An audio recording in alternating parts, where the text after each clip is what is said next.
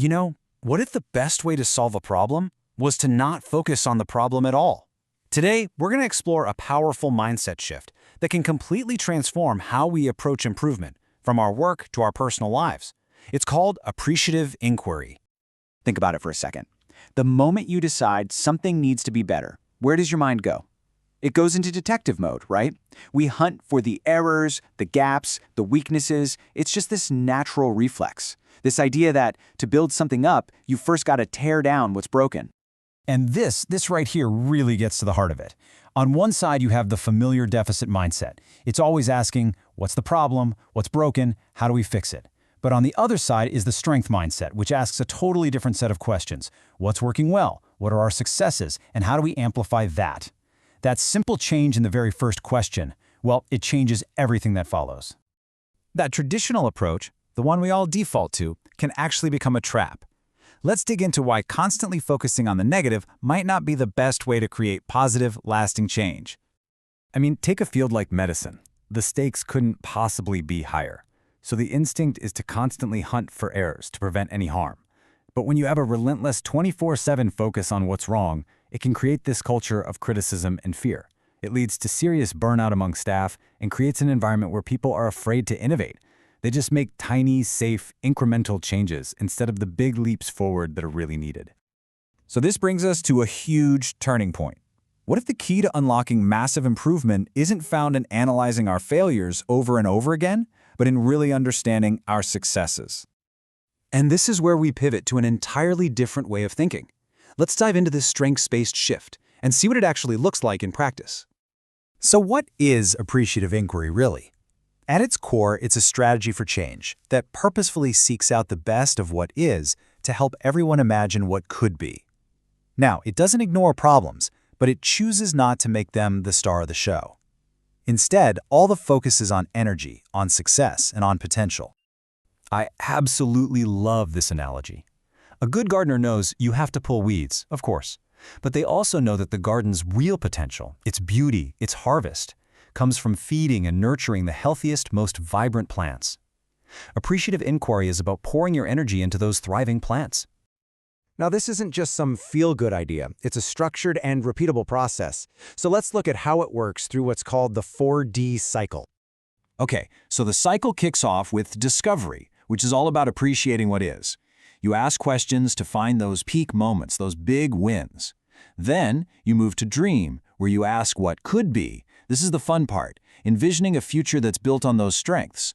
From there, you design a path forward, creating concrete, actionable plans to make that dream real. And finally, you create your destiny by implementing those plans and embedding those positive new habits right into the culture.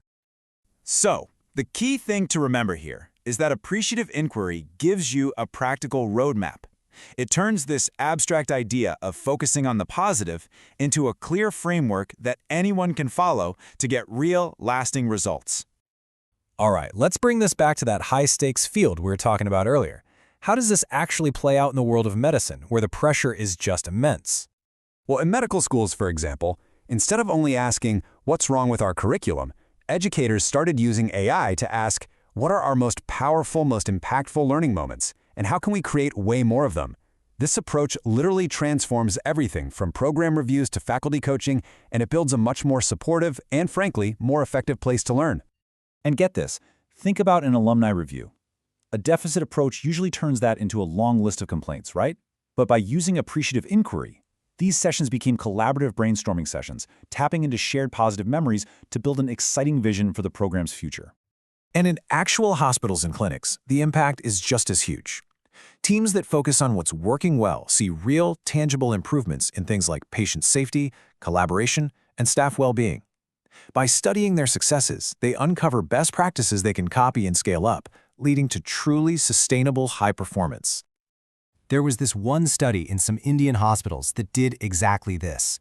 They facilitated group reflections just on successes, times when the team worked together perfectly or a patient had a fantastic outcome. And that simple act of focusing on the bright spots led directly to measurable gains in teamwork and, most importantly, better results for patients.